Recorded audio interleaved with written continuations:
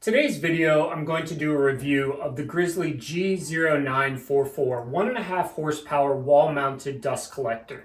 Now this is the 1 micron canister filter version. They do sell one with a HEPA filter for significantly more money. And I want to go through why I chose this, things I like, things I don't like, and then some testing.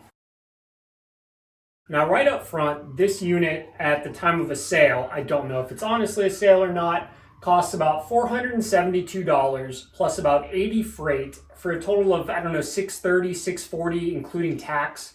So you're going to see the price tag of $470, maybe $500, but you're looking at another $100 or more on top of that, not including hoses and all the accessories, the clamps and everything. So this is a more significant investment than the upfront price for just the dust collector. So just be aware of that. Now this unit has 1,250 CFM, cubic feet per minute, which is the industry standard for how much air, the volume of air, that is moved per minute. And we're going to go a little more into CFM later and why that's a bit of a deceptive number on all dust collectors, which they tell you that large number up front and what it really means. But for now, just know that for comparable models, this is a 1250. So if you go to Rockler, you'd be looking at their 1250 1.5 horsepower for comparability. So why did I choose this model? Well, the first thing was the space. This shop is getting smaller every day, and I wanted something that could go against the wall. I looked at the standing ones that had the motor on the side and the bag and the filter and all of that. And for me, the standing model was the best. Now, it's larger than you think. I needed about 30 inches to go across, including the hose to go down on the other side. Take that into consideration. You're going to either have to port up or down. The unit comes about 26, 27 inches out from the wall as the motor is mounted with a French cleat onto the wall, so you need that room in front.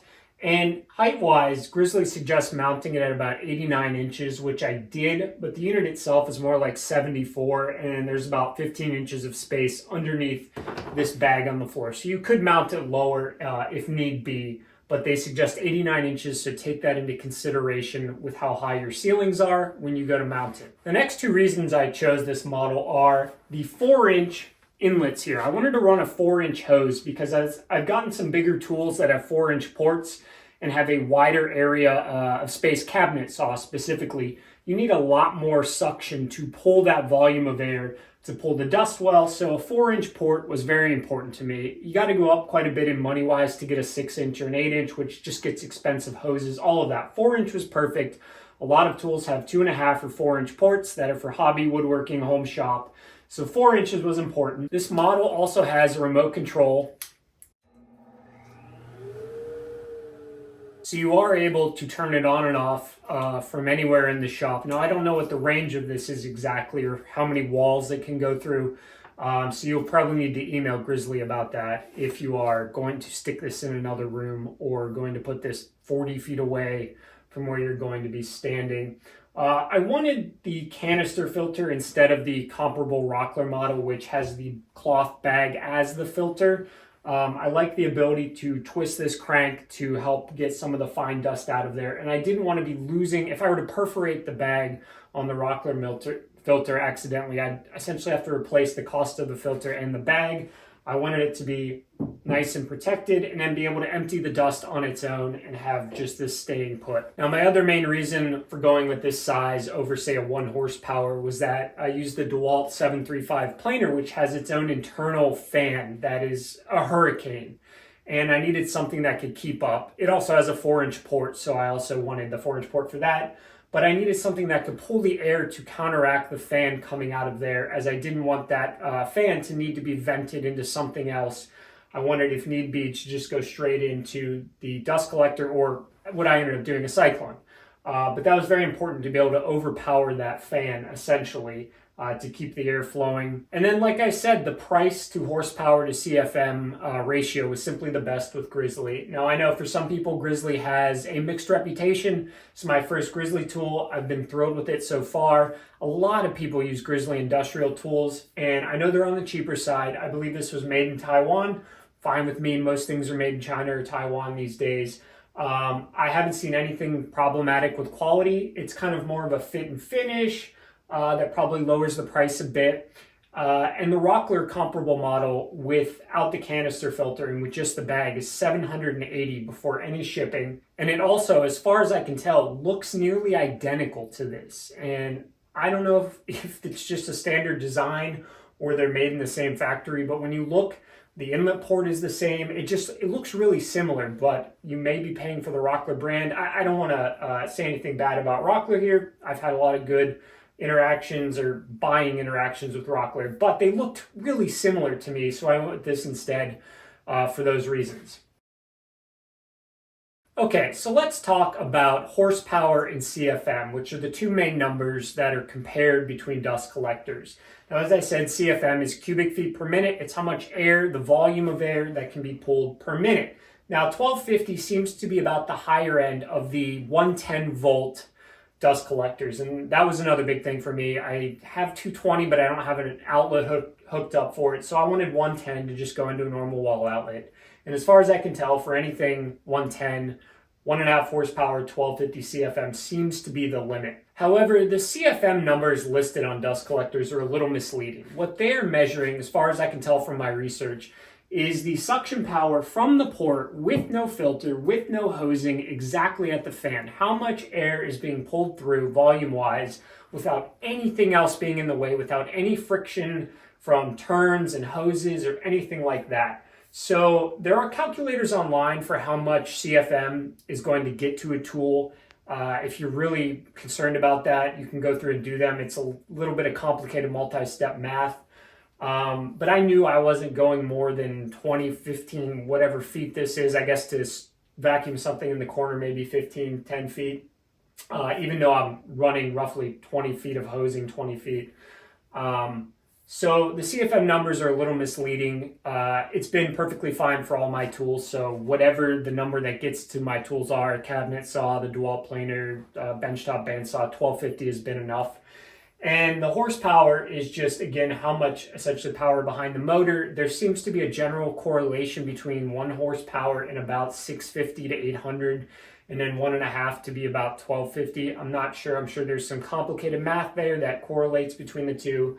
But I just wanted the biggest for my space, for my power, and for the money. So if you're looking though at what size you need, 1.5 horsepower may not be enough if you're going to be going 50 feet away, if you're going to be running 90-degree angle turns and all of that.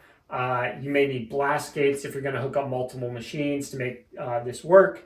Even things like doing 245s is better than a 90. So really take into consideration how many bends, how many runs, how many turns you want to do before you decide that you want to go with this over something possibly bigger that may suit your needs more. Now, the Grizzly 1.5 horsepower is also what we call a single-phase dust collector, meaning it has no cyclone, essentially. The air is pulled directly through the impeller and then straight down into here, which makes it a lot cheaper to not have its own cyclone with it.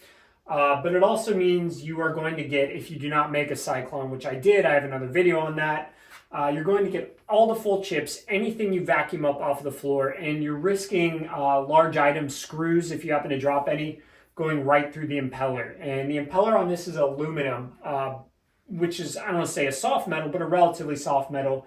And you could damage the impeller, or there are rumors, myths maybe, of people starting fires, sparks. I don't know. I'm not sure if that's a real thing, from metal hitting metal on the impeller. Now, part of the setup also, and I didn't do this until later, until I had a problem with it later, is grounding the system. They do suggest that in the manual, and I didn't have this problem until I started and made my cyclone and was running a different hose longer. But I started getting absurd shocks, like static electricity shocks, to the point where my arm muscle was twitching for a good hour. And you can either ground it through a hose up to here and connect it directly into some part of the metal if you want.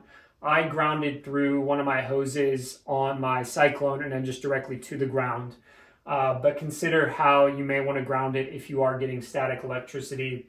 I showed as well in the video on the cyclone kit I made how I grounded it. If you want a closer look at that, that's on my channel. So just be aware of that. I read a lot of things about grounding. Tons of people had no issue. A few people did. I had a really bad issue, so I had to deal with that myself. Okay, so the next thing I want to talk about is the mounting. It comes in essentially three pieces: the main motor and housing, the canister filter, and then the dust bag. And this is mounted on a French cleat in the back. This green piece right here is screwed into some kind of board, which needs to go into at least 2 studs. I put it into 3. The motor housing itself is about 70 pounds, give or take. So you need it to be anchored well. I use lag screws, 2 into each stud, plus more screws just in general. The second piece is essentially just to offset the distance from the wall here so that it sits flush up against there.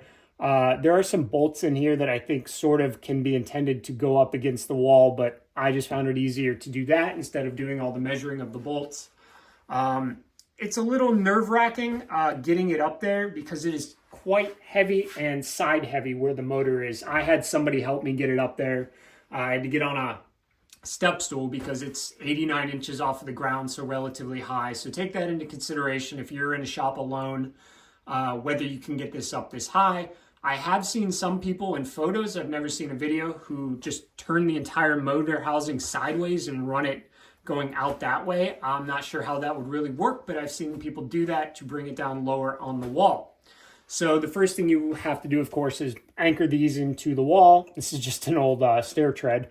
And then you anchor the bottom green piece in, and then this just sits down in it like every other French cleat. And it's relatively simple, one and done once you get it up there.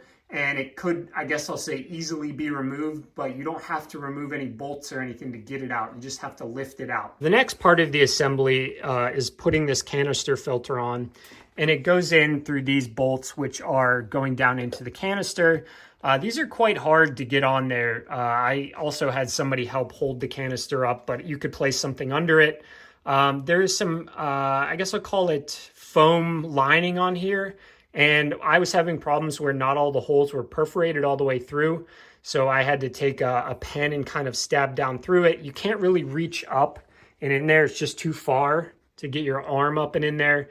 So these are a little tricky to get in there, but once you get 2 of them in, one of the main problems is that these are kind of under this slant here. So you can't get a socket wrench. You have to kind of do it by hand. At least that I could do it with just a hand wrench. So be wary of that when you're hanging it. While we're up here, there's just the physical on and off switch. And if I remember, I'll show later how to pair the remote in case yours doesn't come paired well. It's inside of that. You essentially just take out this screw. This entire thing comes out. Do not take out these 4 to do it. Those 4 are actually holding in the computer chip, whatever it is behind there, the electronics. It's very hard to get back in. I made that mistake. All right, we're going to do the quick little bit about pairing your remote. You'll need to remove this screw from here. Do not take out these 4. You will then open this up on the back. And inside, you will see this little black button right here. Now what you're going to do is you're going to press that and hold it until you hear 1 beep. And then you're going to continue holding it. And you're going to press the D button on this and hold it until you hear 2 beeps. And once you've done that, your remote should be paired. That's basically it as far as I can tell. It worked for me, so that should be good to go. But if you have any questions, email Grizzly if it isn't working. Since we're on the topic of the remote, I'll just give you how to change the battery. In the back here, you'll see 3 little screws. You remove those. Be careful not to drop out the buttons there. And then the battery sits right in here, and it's listed in the manual what it is, 27A 12 volt. So if you need to replace the battery for any reason, just open up the back, put that a new battery in there, and then screw it back on, and you should be good to go.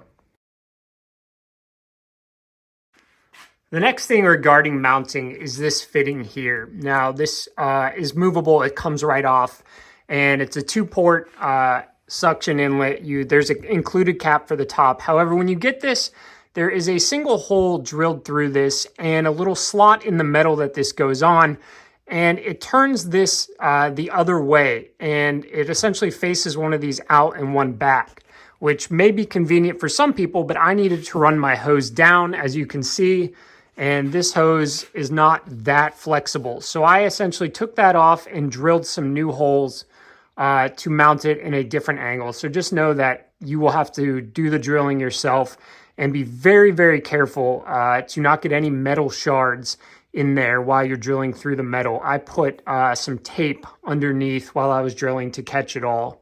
So just take that into consideration depending upon the route that you want to go with the hosing. So the tools I'm using this with are the DeWalt 735. I have a little setup with a hose thing on the side for the drill press, the Rikon benchtop bandsaw, and then the SawStop 1 3/4 horsepower cabinet saw. And we'll do some testing later to show you how it performs on each of those. So what are the things I didn't like about this or haven't liked so far? Well, the first one was that the remote control was a little finicky out of the box, and it would turn it off, but not always turn it on. And Grizzly sent me a free new remote, no questions asked. And to pair it, you just go inside here, and there's a little black button that you press down. It will beep once, then you hold the D on this, it will beep twice, and then it will be paired. Now you have to have the other one not on to pair the new one, so make sure you do that. That was just, I don't know if that's, a guarantee thing, but that was very nice of them to send me a replacement, and I got it within a week or so. So that's probably part of the 1-year warranty. Factory defect is 1-year warranty. So that's covered. Unfortunate out of the box remote problems, but solved now. The next thing is that this is really loud, but it's a different sound than a shop vac. Shop vacs are really loud, but this is a more consistent, lower frequency, loud noise. It actually sounds almost exactly like the DeWalt planer when it's not cutting something. So it's a different noise to get used to, and I find that with my earphones on, it doesn't kind of get droned out as easily. Again, what are you gonna do? It's a powerful motor dust collector. I'm sure they all are loud, but it was a little louder than I'd hoped for. The next thing is that these bags are really easy to tear. But you can get 3 of them for like $15. And I would suggest if you are going to order this immediately at the same time, order replacement bags, because this is essentially useless if you have nothing to catch this in. So just have some sticking around. At first, this was a little tricky to get on because the bag is very tight. And this band, you have to get the bag on there, snug it on there, then put the band around. And once you figure it out in the process, it's not too bad. Once you get it on and off a couple times, the plastic bag loosens just enough to make it a little easier. And this band allows you to essentially set the tension you want. And I marked out on mine exactly on the 3rd spot. You set the tension, you hook it in, and then it's a ratcheting strap. So you don't actually have to get this all the way tight before you close it. You put it in the right ratchet or in the right spot, and then ratchet it closed, which that was very, very helpful, very useful to not have to try to get this thing the right tension off the bat. As you can see, the bag, it holds on by itself. It's not going anywhere with no air running, of course, right? So you have time once you get this on to then go around and do the ratcheting, tightening. And so far, this has held on there. I've had no issues with it getting blown off. There's a lot of air going through here. It really inflates itself when it turns on. And I've been pretty impressed with no issues with that coming off or even concerns about that. Now, when this came out of the box, it was all folded up into like squarish, and I laid it out and kind of straightened it a bit, and it made it easier to get around there. I assume all of them will have the same ratcheting spot. The 3rd one worked perfect for me, but you may find a difference. One thing to make sure when you're putting the bag on is do not start covering this filter too much with it. I had some problems, and there's still a little bit of a problem where it builds up some dust internally on the bottom, but it definitely is significantly more so if you have the plastic bag covering the filter at all. So make sure not to put this too high. Just get it so that the clamp is all the way under it, and you're good to go. Higher is not better. It's a tight fit as is. And then the last thing this is not a problem with the tool, but it got me kind of at first, is that most tools have a brake of some sort on the motor. They don't just wind down for a while. This does have no brake. It winds down, and you're looking at a minute and a half for the noise in the motor to fully stop. So it's just what it is what it is, and I'm sure that helps make it part of the price that it is, which is important to me. So just be aware that when you turn it off, it is going to wind down the motor for a little while. The crank works very well. I crank this once a day, twice a day even, and you can see the amount of fine dust that falls down. It does a great job. This area around here is not dusty at all, suggesting that the vast majority of it is getting caught in the filter. All right, now we're gonna go into the testing. I'm gonna do all the tools that I have, the DeWalt planer, the table saw, the bandsaw, and the router. Now, some of these tests are limited by the dust collection the tool itself has. The bandsaw only has one port and it's down low. It's not going to clear the table if the dust goes out. The router, for example, has a fence plug-in, but I don't have any kind of casing below the router, so dust will still fall down. So it's really dependent on not just the dust collector, but the dust collection built into the tool, which is something to consider when you're buying a tool. Obviously, a drill press, for example, has no dust collection built in. That's something you have to figure out on your own, and I'll show you what I ended up doing to figure that out. Okay, I just wanted to show ahead of time that I have emptied out the bag and the Cyclone is essentially empty. All right, to do our testing, I'm going to use each tool without any dust collection, and then I'm going to use it with the dust collector. Obviously, it would be nice if I still had a shop vac to compare that, but I don't. The first one we're going to do is the planer. Anyone who owns this planer knows that this thing shoots dust out like crazy. I've aimed it at this black-ish surface wall to help you see and also to help me clean up. If I can aim it all directly at somewhere it'll fall down, that should help. So I'm going to run this through just a few times because I don't want to have to clean up a ton of dust. So we'll see how it does. You should get a good idea of no dust, and then we'll go with the dust collector.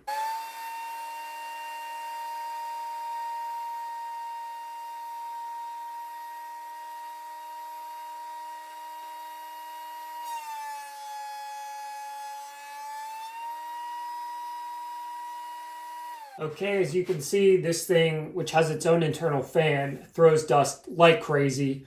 Hopefully that's enough. I prefer not to have to do any more of this. So I'm now going to hook up the dust collector and I'll show you what it's like with the dust collector on. Okay, we're now going to do the planer test with the dust collection. Something interesting to see, I hope you're able to see this, is that when I turn this dust collector on, it's going to suck this hose up a bit due to the suction. And then you'll be able to see the power of the internal fan and that it's going to counteract that and it will sink back down a little bit. Just a fun little thing to watch. Hopefully you can see the dust bag here, and then after 2 passes or so, what's left on the planer itself. So right now, I've cleaned this off and there's no real dust or chips on the dust collector other than some shop dust from months and months of being in here. All right, here we go.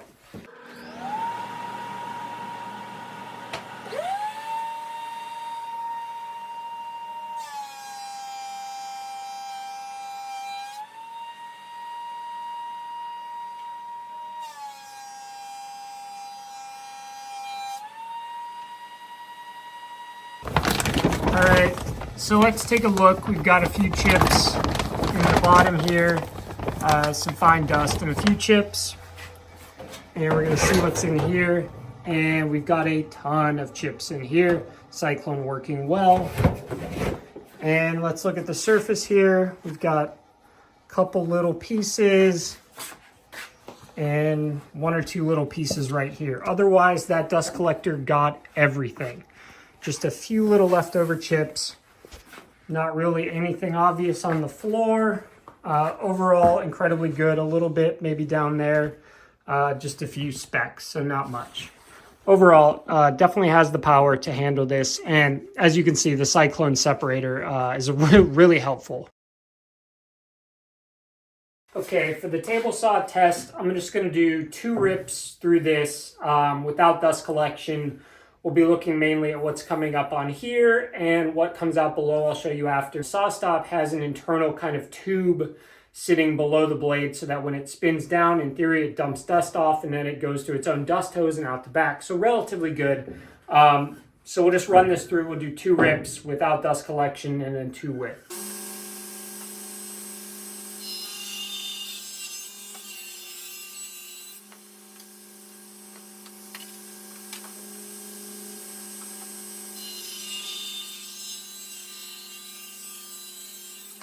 So not terrible. I've got quite a bit of dust on me. There's a decent amount just kind of around here and on the table. Enough that you would, well, A, obviously have to wear a mask no matter what, but that you would have to clean this up after it, especially so that if you don't leave wood on top of your cast iron. And then here is what came out the back and the bottom, and there's going to be a bunch just sitting in that hose. So quite a bit of dust. I'm going to hook up the dust collector now. I'm going to clean this up first, and then we'll go ahead and show it. Cleaned off the table pretty much. I cleaned up mostly below. We'll do 2 rips with the dust collector on and compare.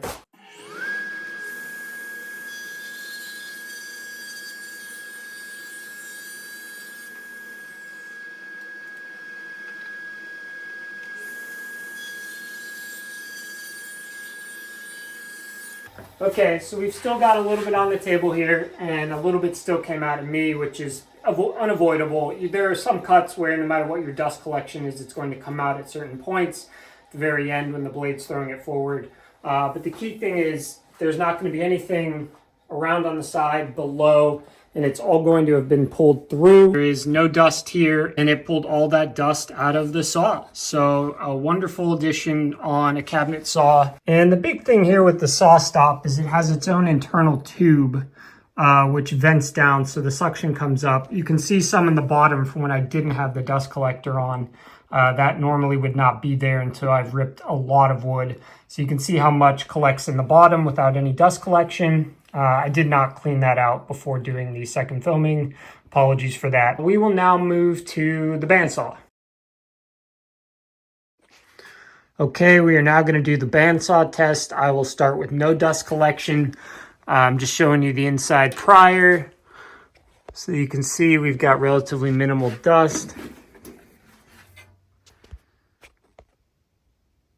Obviously some older built up dust in there, but not too much.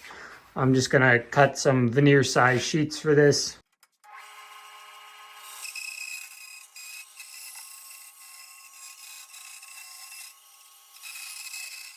So obviously a tremendous amount of dust on top, which isn't wholly unexpected as that outside was peeling off a bit. Tons of dust below, got dust on the floor, and we've got dust everywhere in here. And this is the main thing your dust collection is going to be dealing with, is the dust inside of here. I'm going to clean this out and then we'll run it with the vacuum. Check some dust up here, which I'm sure is, yep, got dust in there. Lots of dust. Okay, so the dust collection setup for this is going to have to be choked down through a 2.5-inch port. This goes back to the dust collection of your machine. There's only one inlet here. You know, it'd be great if there was something up in this area, because even with the dust collection, these bearings tend to get quite a bit dusty. You can see this open area is intended to help, and then anything that goes down and through. I've cleaned this off as much as I'm going to. And I'm going to run this through twice so we can actually get twice as much dust in theory and see what's left over.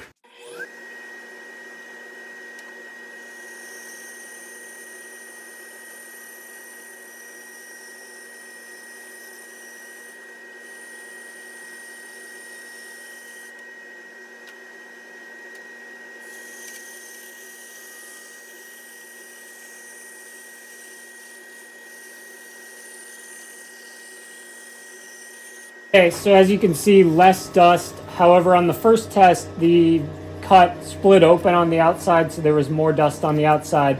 But no matter what dust collection you're using on this saw, if you're doing some kind of resaw, really anything, there's always going to be some dust on the table, and there's always going to be a little dust coming out. So this is absolutely a dust mask wearing kind of procedure.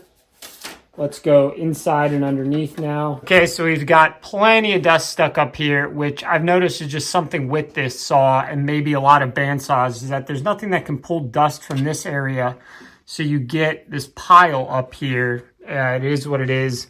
We've got a little bit of dust here. Remember, we made 2 cuts, so twice as much dust should be visible. And we've got essentially next to nothing internally, which is really the important part, because cleaning it out and whatnot is a pain. Almost no dust inside. And that's it. So you're looking at essentially no dust, maybe a little bit on the wheel up here. So otherwise, amazing dust collection internally with the Grizzly 1.5 horsepower, and you obviously do have to choke it down to 2.5 inches. All right, we're going to do the router test now, and the router is a bit of a tricky one because there are essentially 3 types of router cuts and where the dust is going to go. There's the cut where you're going along the face and it's closed, as in your piece will be enclosing this, and you'll be cutting in such a way that the dust will be going back into the hose, in which case the fence hose does a great job. It pulls a bunch. It's fine.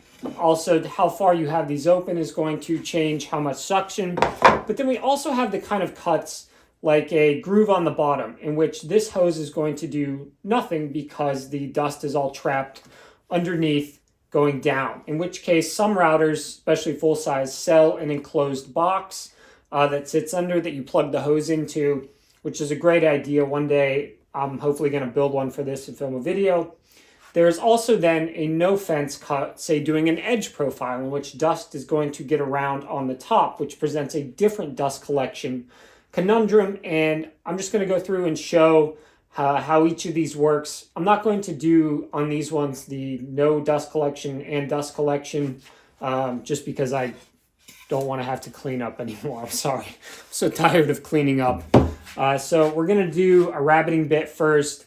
And in this one, most of the dust will be getting pulled back into. I'll show you afterwards underneath the table and what kind of dust ended up there, because that's really the big open space that a single dust hose going into the back cannot prevent. I choked this down to 2.5 inches, obviously. You know, it'd be nice if all of these had 4-inch ports, would get even better suction, but they don't. Most things this size have 2.5, so we're just gonna roll with it.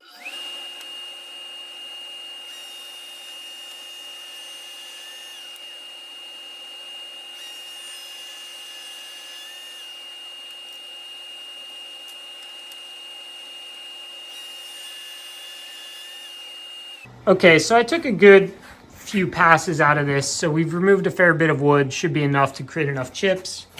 Up top here, we've got just a few little ones. Now down here, ignore the hand plane shavings. We do have some dust. You would have to vacuum this up, clean this up. And out the back, we've got maybe a few on the floor. I'm not entirely sure whether those were there before, but you can see it really collected the vast majority of it. So very, very good when the bit is allowed to pull the dust right out the back there. Okay, so now we're going to move to the next one, in which we're going to be cutting so that the dust is going down, and I'll show you how I set that up. Okay, so I've put a 3/4 inch straight bit in there, and we're going to do some groove cuts now. We're going to do the first one with the dust collection just coming through the fence here. I've put a smaller insert ring on this, which should help minimize the amount of dust that goes down, but it's not going to help a ton. I just didn't want to have a bunch of room unsupported. In general, most of this dust is going to go down or out. Some will get back there, but there's really, if you think about it, no real way for the dust to pull in.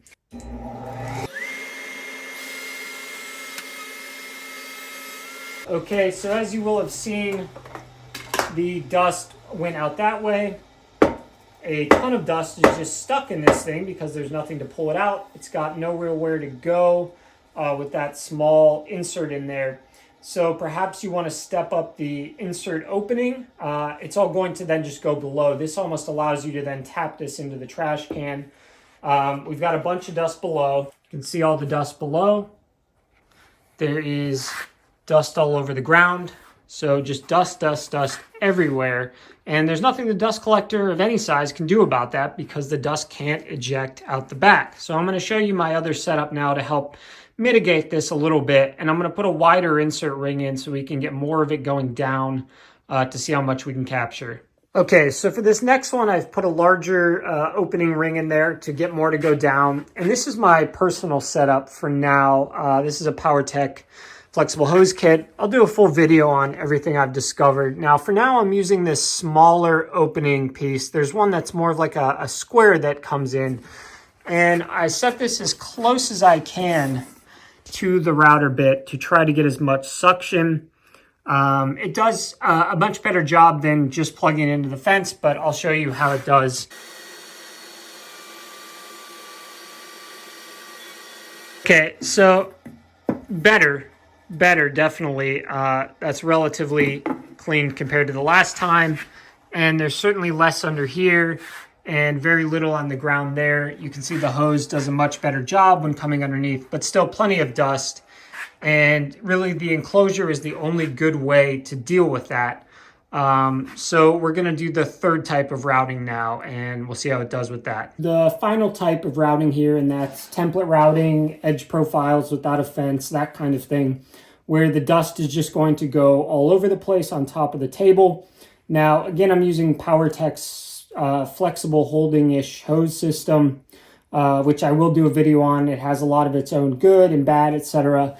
This is going to depend heavily on how close you can get this to the bit, and based on what you're doing, where the dust will be spinning, and if you are able to not hit the bit or hit the stand, the dust hood as you're going through. So really the main purpose of this is to show you that the dust collector has the power through hosing, through accessories to perform certain actions. So we'll go ahead and we'll see how it does here. This is also the second time I've done this because I forgot to film the first one. I had to play with the positioning, but I've left some meat on the bones to try to create more dust here.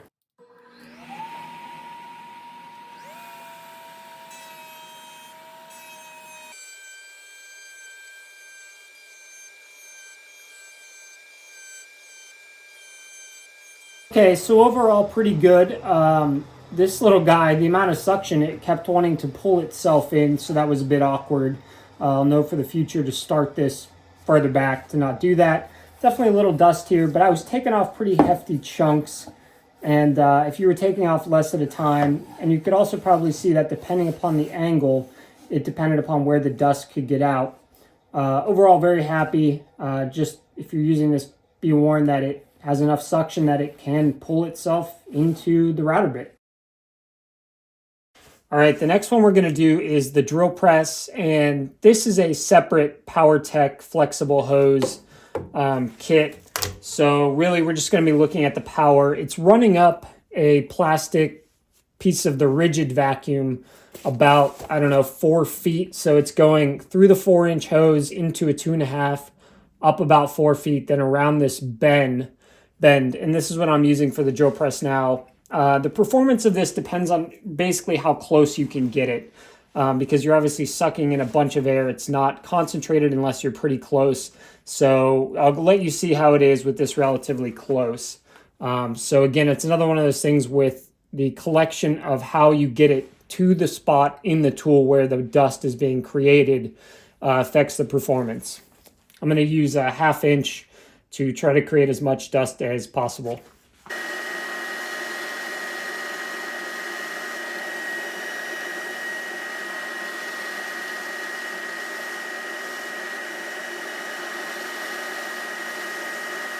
Okay, so there it is with the dust collection. That's about all we've got on there, and I'm thrilled with that. I'm going to do it without the dust collector now to show you how much would have been there otherwise.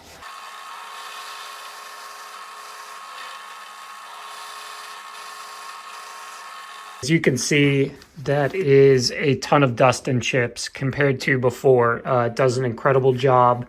You just need to get close to the source of the dust to really take advantage of the dust collector's power. And the final thing everybody's going to want to use their vacuum for is sweeping the floor, getting dust off of the floor. So I'm just going to do that. I'm going to go around a little bit here. It works great. You obviously have the conundrum of your cyclone or your hose or whatever that's hooked up to it, which is a little awkward. When you turn the dust collector on, the amount of suction likes to suck this thing in. You'll probably see it. So you can't really like throw it over your shoulder or something. You just kind of have to walk around with it. It's a little weird. I don't know. You can get a 2.5 inch hose and go out. Actually, I have one from the rigid vacuum, but it's what it is.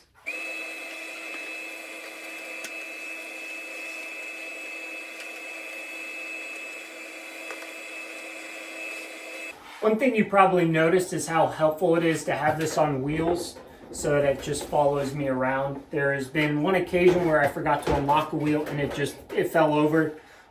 So if you're going to build this cyclone style that I have, I suggest putting it on wheels so it can follow you around the shop if need be. Okay, the first thing we're going to look at is what is in the bag. Almost nothing, just very fine dust. We're going to do the crank handle.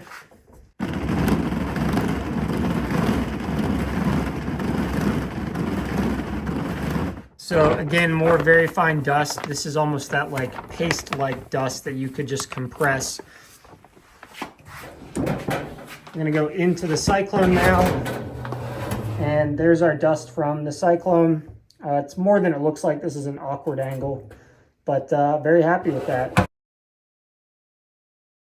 All right, so in conclusion, I've been thrilled with this. The real test is gonna be time. How long is this going to last? In 5 years, is it still going to work? How long is the filter going to last? These are not cheap to replace, $150, $200 just for the filter, so a third or almost a half of the cost of the entire machine. One thing I wish I could show you guys, but I just don't have the money or need to set up, is how it does with 2 different hoses going at once and blast gates and kind of empty hose area. For suction, they include 2 ports, so I'm going to assume it's at least fairly good at running multiple hoses. You know, my apologies, I just don't have that set up or money to do. I would absolutely recommend this if you're looking to step up from the shop vac or from a 1 horsepower machine, but you need 110 volt. It's the G0944, and it was about, like I said earlier, $650-ish after freight shipping, or not freight, after shipping and taxes. Even though it says like $470, $500 on the price, you're going to add another $100, $150, plus any collection hoses. Overall, this whole system was more like $750 for the Cyclone and the hoses and the clamps and stuff like that. I also would remind you that if you're going to order this, order 3 replacement bag kit with it, because if you tear one of these on setting it up, it's absolutely useless to you. So highly recommend. 10 out of 10 for what I was expecting for the price. Longevity, we'll see. And if you have any questions or you want me to attempt to test something that I can feasibly do, let me know in the comments. Thanks, guys.